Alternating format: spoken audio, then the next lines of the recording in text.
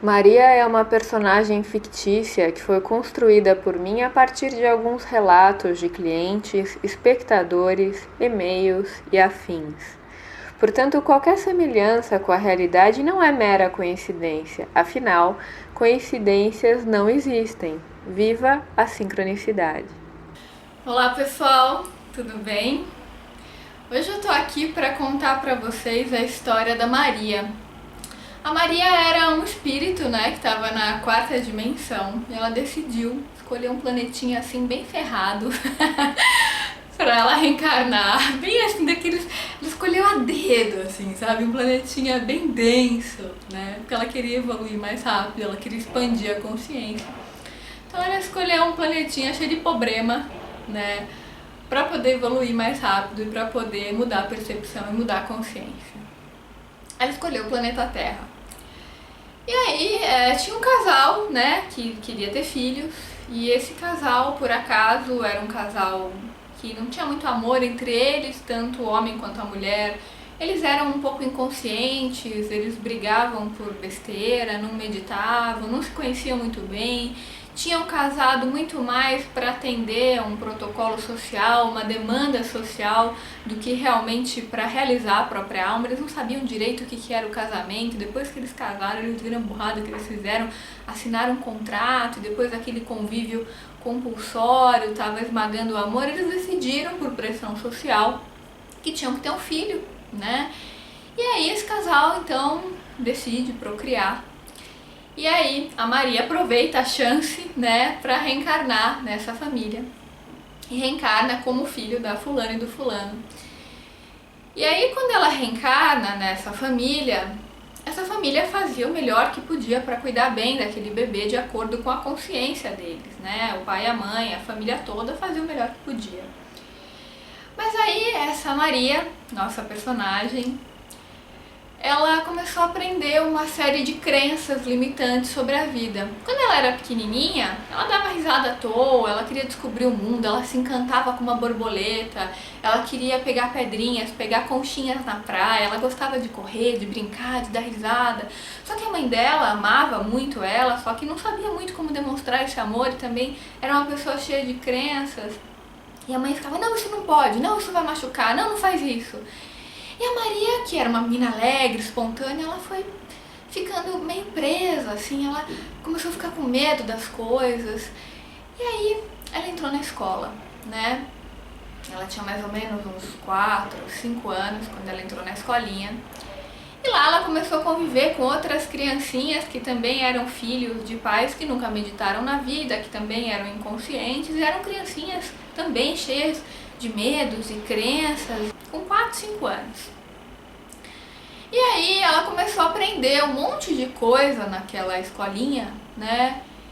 E na verdade aquela escolinha, ela também foi construída por pessoas inconscientes.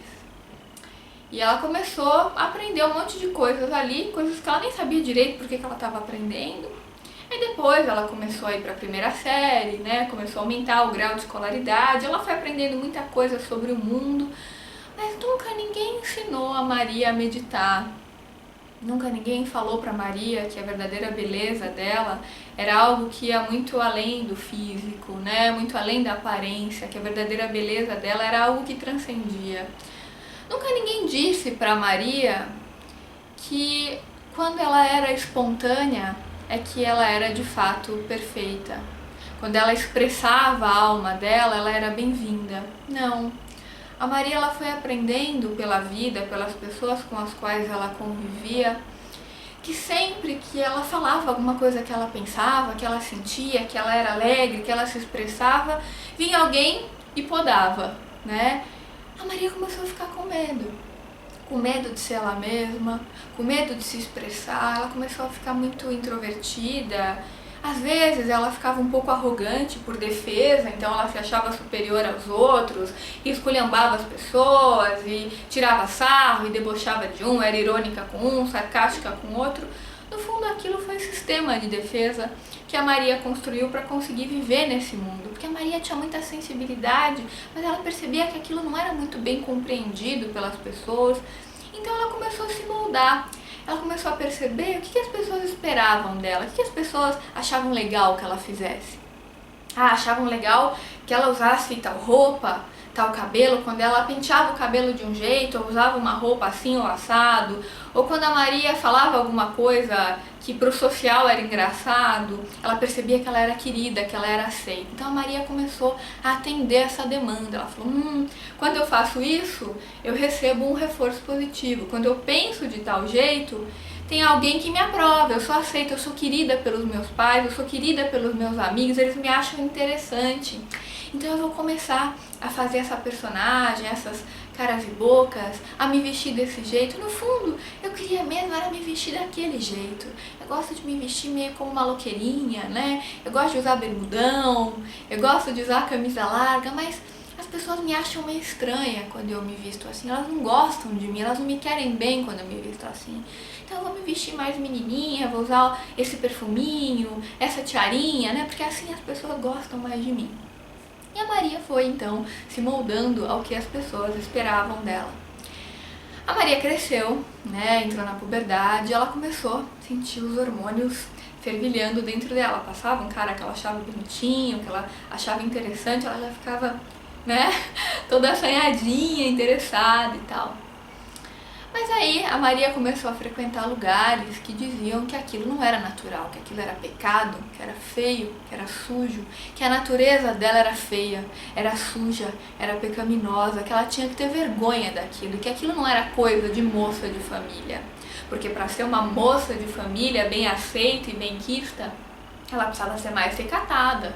Ela não podia ficar assanhadinha ao ver um carinha bonito, porque afinal de contas isso não é coisa de uma moça digna, isso é coisa de entendendo pelos recados que ela recebia do mundo, pelas coisas que as pessoas falavam para ela.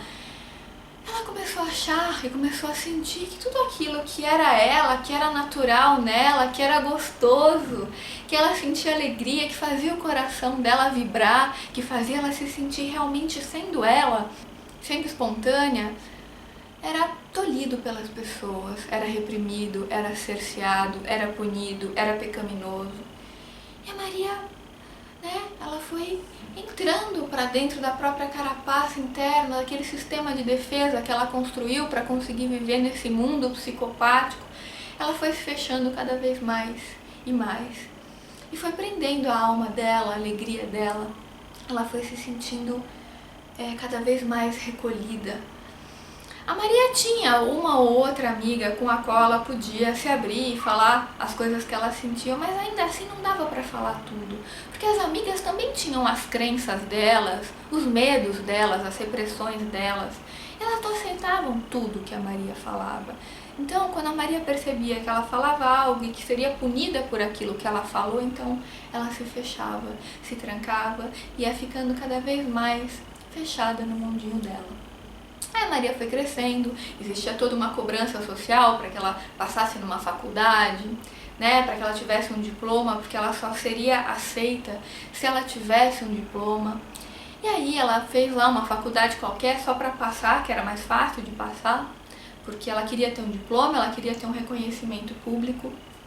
E ela sentia que se ela não fosse formada, se ela não fosse graduada, ela não seria respeitada, porque não bastava ser aquilo que ela era, não bastava expressar a verdade dela, não bastava ela ser uma pessoa única, ela expressar a própria essência, isso não era suficiente, as pessoas queriam mais, a sociedade exigia mais, a sociedade queria que a Maria chegasse no topo, que ela tivesse metas, que ela fosse poderosa. Ninguém queria saber muito o que a Maria sentia, ninguém estava interessado nisso. O sentimento dela não importava. O que importava era a credibilidade pública, era o poder social, era o reconhecimento, era a aceitação pública. Se ela estava feliz, se ela estava triste, dane-se, tanto faz. E aí a Maria foi crescendo e ela decidiu que ela precisava se casar, porque as pessoas já estavam se cobrando, já estavam falando que ela era lésbica, porque ela não tinha um parceiro afetivo. Então ela tinha que ter um homem para apresentar para o social, porque afinal de contas, mulher que não tem um homem para apresentar para o social não é digna, precisa ter um macho alfa ali, né, para assinar um contrato, para ela falar para as pessoas que ela é digna, que ela é aceita, que ela é querida, que ela não ficou para titia, que ela não ficou encalhada, que alguém a quis. E E a Maria então decide se casar. Ela casou lá com um cara que ela gostava mais ou menos, era um cara bonitinho, né? Tinha lá uma boa posição social que a mãe dela aprovava. Então ela casou lá com aquele estrupício. Tava bom, né? Pelo menos ela tinha alguém para apresentar para o social. Mas as cobranças não paravam por aí. Não bastou ela casar, assinar um contrato para falar que amava alguém, para ter credibilidade pública, não. As pessoas também cobravam que ela tivesse filho, mesmo que a Maria não tivesse vocação para ser mãe. Ela não queria ser mãe, ela não tinha afinidade com criança, ela sentia que ela exercia a vocação materna dela de outras formas, mas a sociedade cobrava. E a Maria, ela se sentia tão lixo, tão pequena, tão medíocre. Como é que ela podia não atender a essa demanda? Não, ela precisava atender a essa demanda. As amigas dela já tinham filho, só conversavam sobre isso. Como é que ela não ia ter um filho? Ela precisava ter filho para ter assunto com as amigas. Ela precisava ter um filho para provar para a mãe dela que ela era capaz de educar uma criança muito melhor do que a mãe dela foi. Ela precisava ter um filho para provar para as pessoas que ela era digna, que ela era fértil, que ela era capaz de gerar uma vida. Então a Maria decide procriar. E aí todo mundo falava pra ela que amor de mãe é a maior coisa do mundo, a melhor coisa do mundo, que ter um filho é maravilhoso. Ninguém contou pra ela as dificuldades que uma mãe tem, as responsabilidades que uma mãe tem, como é difícil ser mãe, como você tem que abrir mão de uma série de coisas da sua vida pra cuidar daquela criança. Ninguém avisou isso pra ela, ela foi meio que pega de surpresa, da mesma forma que ela foi pega de surpresa ao se casar. Ela também casou cheia de medos, de expectativas, de inconsciência. Ela também pôs aquele filho no mundo de uma forma inconsciente, porque a Maria nunca foi ensinada a olhar para dentro. Ela nunca foi ensinada a confiar nela. Ela nunca foi ensinada a perceber que o verdadeiro poder dela era a reconexão com a essência. E aí ela tem um filho. E evidentemente que ela vai passar todas essas crenças para esse filho. A Maria não sabe nem quem ela é. Como é que ela pode educar outra criança? Como é que ela pode educar outra criança sem um ato falho? Como é que ela pode cuidar de alguém se ela não sabe cuidar nem dela mesma? Como é que ela pode amar aquela criança se ela não sabe nem o que é amor? Ela não tem a menor ideia do que é amor. A Maria nunca foi verdadeiramente amada, ela nunca foi verdadeiramente percebida. Aquele parceiro que ela tinha era uma coisa mais para inglês ver, era mais uma performance, algo que ela achava bonito socialmente, mas não tinha alma ali. E aí, um dia, a Maria começa a se sentir muito triste, né? O filho dela já está grande, ela olha para a vida dela, ela começa a perceber que tudo que ela fez a vida inteira, ela fez em função do que as pessoas queriam que ela fizesse. A verdadeira Maria nunca existiu, ela simplesmente sobreviveu. Ela foi levando a vida meio que empurrando com a barriga, meio no modo automático, aos trancos e barrancos. Ela ia fazendo uma coisa ali, outra aqui para ser aceita, para ser querida. E ela percebeu que não adiantou muito ela fazer um monte de coisas para ser aceita, para ser querida, porque as pessoas, o social, a família, a sociedade, os amigos de trabalho, eles ainda não percebiam quem era a Maria. Eles continuavam exigindo coisas e mais coisas, e nunca aquilo que ela dava era suficiente. Por mais que ela fizesse, cumprisse protocolos, nunca estava bom. Maria continuava cheia dos problemas, né? Porque a Maria, na verdade, nunca tinha sido ela mesma. Quando cai essa ficha, quando a Maria tem essa percepção, ela começa a olhar para dentro de si mesma. E ela começa a perceber que nunca ela foi ela mesma. Que talvez ela tivesse alguns lampejos do que era ser si mesma. Quando ela tinha lá uns 2, 3 anos, que ela brincava, que ela era alegre, que ela se encantava com as coisas, porque ainda ela não tinha conhecimento nenhum, né? Ela era pura, ela não tinha uma visão engessada da vida, ela não tinha informações que ela absorveu do ambiente, ela era ela. E naquele momento, quando ela voltava para essa fase da vida, ela sentiu uma alegria, um encantamento.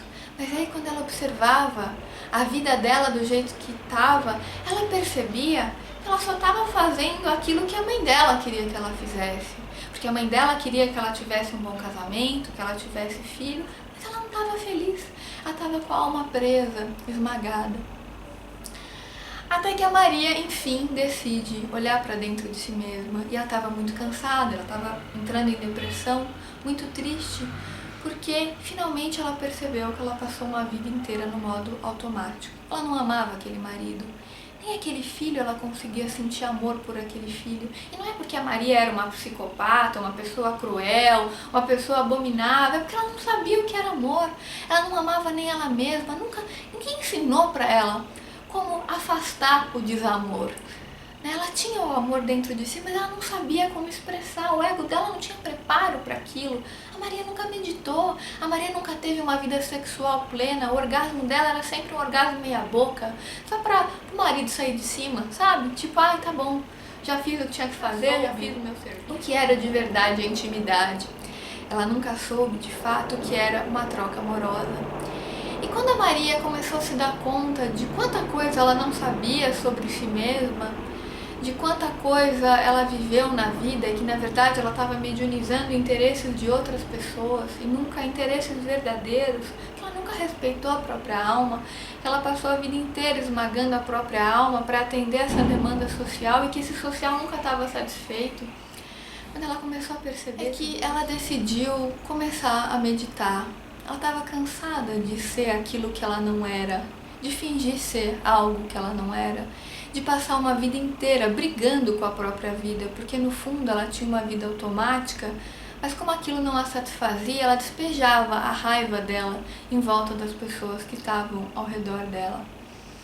E aí a Maria finalmente encontra uma pessoa que fala para ela sobre a meditação. E ela começa a perceber a importância de olhar para dentro de si mesma.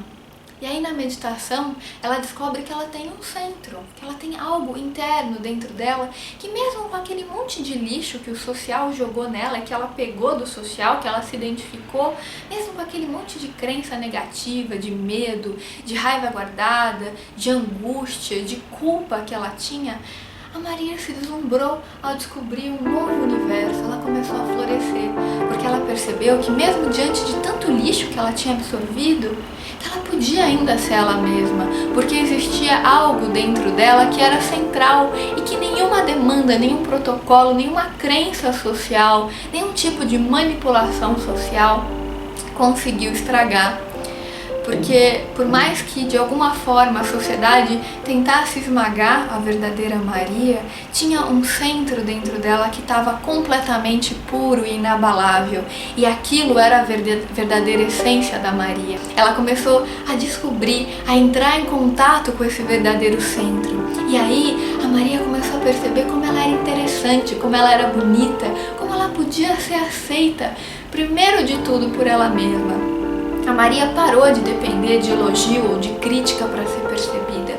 A Maria parou de depender do olhar dos outros para se sentir vista, para se sentir alguém, porque ela começou a perceber que o verdadeiro poder era interno, não era algo que estava fora dela, não era uma aceitação forçada, uma aceitação fingida, mas era uma aceitação real.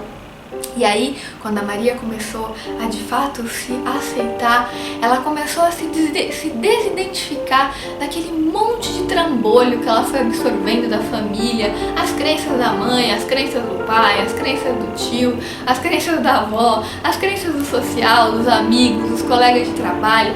A Maria, daquele monte de correntes que aprendiam. E ela descobriu o nome dessas correntes, né, dessas crenças, de todo esse protocolo social que ela tinha absorvido. O nome disso era ego.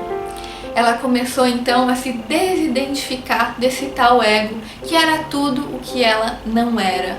Quando ela começou a perceber o que ela não era, ela começou enfim a descobrir o que ela era. E aí a amorosidade da Maria começou a se expandir, ela começou a exalar amor.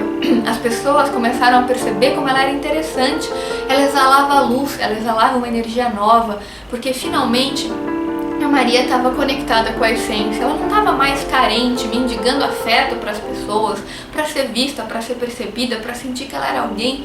Ela deixou aquela cumbuquinha de mendiga que ela tinha na mão, ela jogou aquela cumbuquinha fora. E agora a Maria era uma imperadora. Ela era imperadora do próprio afeto que ela conseguia exalar, da própria luz, do próprio brilho, da própria luminosidade, porque finalmente ela estava reconectada com a essência. Ela deixou de ser uma mendiga de afeto e de achar que o mundo devia para ela, que as pessoas tinham obrigação de percebê-la. Ela viu que não, que estava todo mundo meio robotizado, traumatizado e que, assim como ela, a maioria das pessoas também estava doente. A maioria das pessoas não sabia o que era amor. Isso não era culpa das pessoas. Estava todo mundo fazendo o melhor que podia.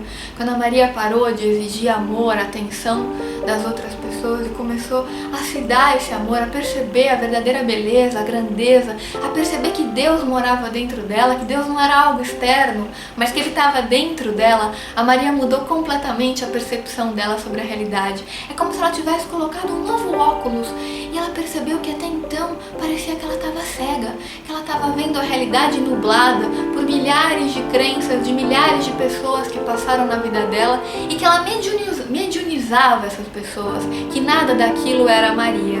A Maria estava vivendo o tempo todo com energias e crenças de outras pessoas que, por sua vez, também tinham absorvido essas crenças de outras pessoas e que, na verdade, ela tinha aprendido que ela só seria querida fazendo coisas que não era aquilo que realmente ela era. Quando a Maria começou a meditar, ela começou a exalar o amor e começou a perceber o verdadeiro significado da vida, o verdadeiro sentido da vida.